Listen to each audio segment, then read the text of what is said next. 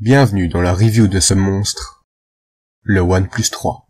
En clair, le OnePlus 3 est venu encore une fois confirmer le but de sa firme, qui est de vendre un matériel d'une qualité exceptionnelle à un prix le plus bas possible, ce qui lui donne le nom de flagship killer. Ce smartphone accueille un écran 5,5 pouces Full HD avec la technologie AMOLED. Certains diront que son défaut est sa saturation des couleurs, mais dans mon utilisation, je n'ai pas remarqué de gêne.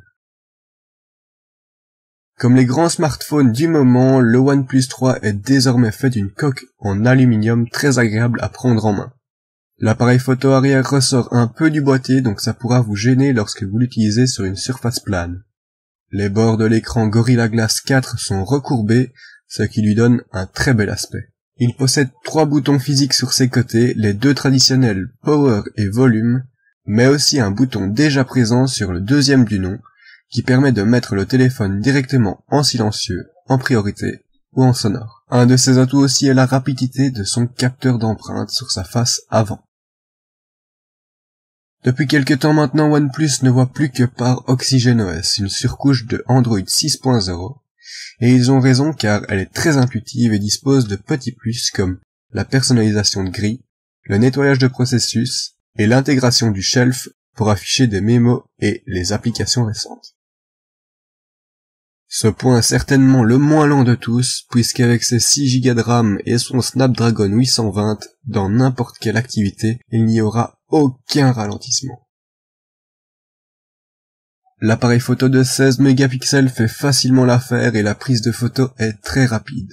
Son seul point faible est sa qualité de photo en basse lumière, même s'il a été nettement amélioré par rapport au OnePlus 2. Il supporte aussi la 4K en vidéo à 30 images secondes.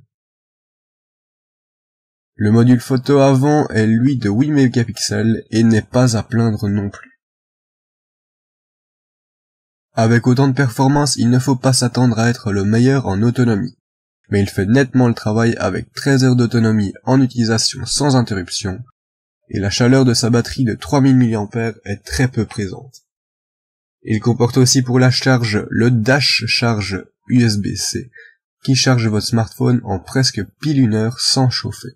Voilà, la vidéo est terminée, j'espère qu'elle vous aura plu, n'hésitez pas à la commenter, à l'aimer et à la partager.